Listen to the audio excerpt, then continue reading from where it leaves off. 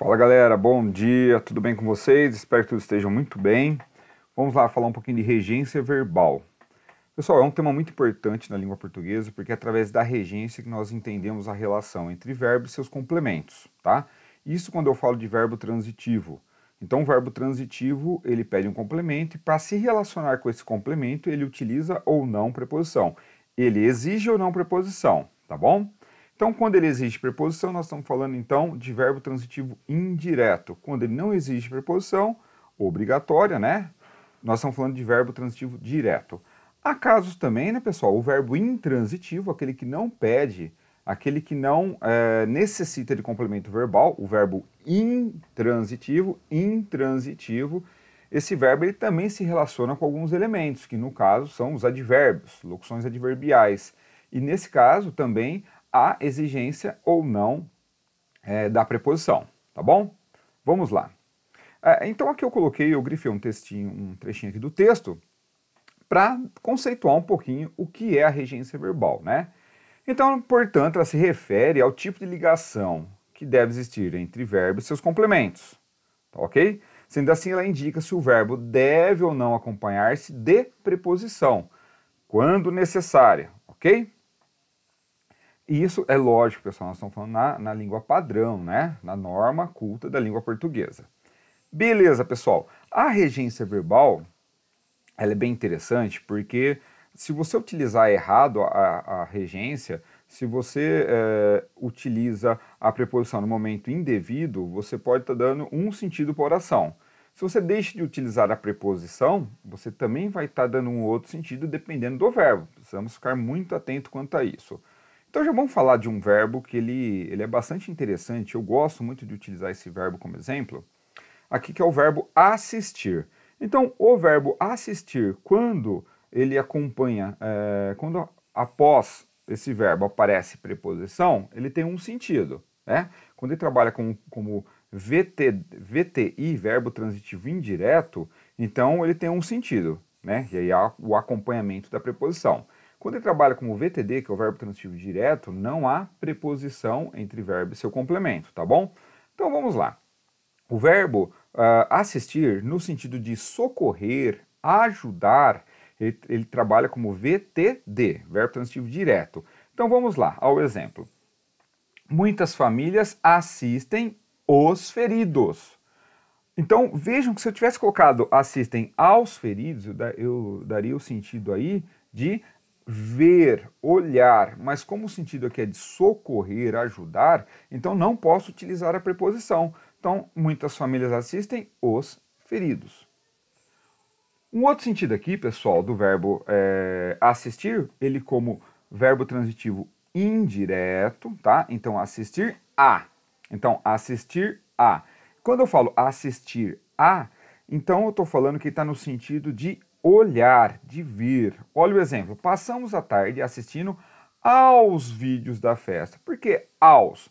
Porque vídeos é um substantivo masculino, então antes dele já aparece o vídeo, os vídeos, e o verbo assistir no sentido de VTI, verbo transitivo indireto, ele exige aí a preposição. Então, passamos a tarde assistindo aos vídeos.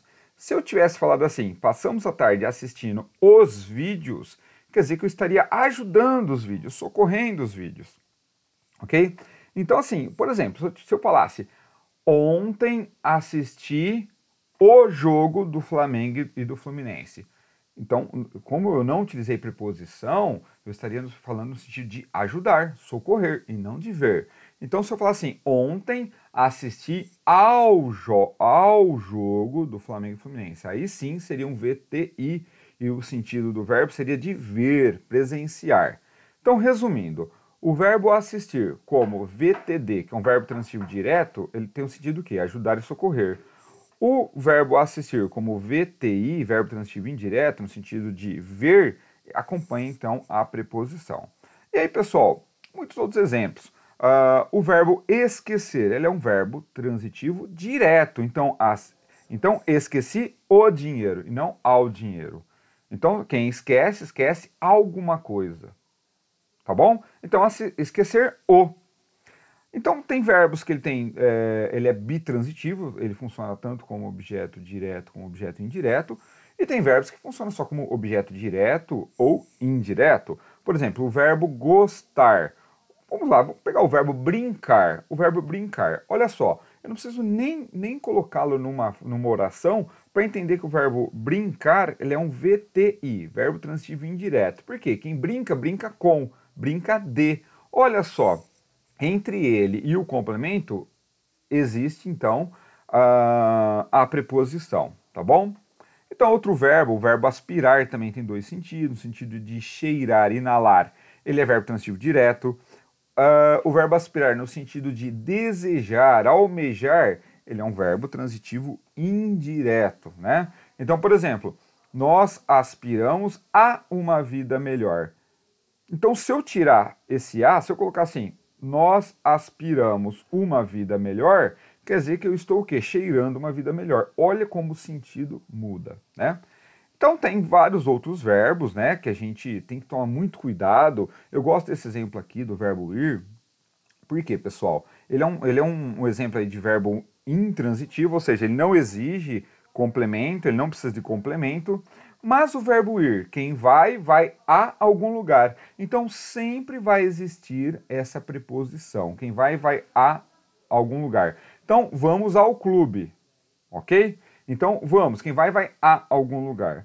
O verbo obedecer e desobedecer, eles sempre vão trabalhar como verbo transitivo indireto. Então, quem obedece ou desobedece, desobedece ou obedece a alguma coisa. Então, precisamos obedecer às leis. Como leis no substantivo feminino, então houve a fusão entre dois as, né? A preposição mais a artigo.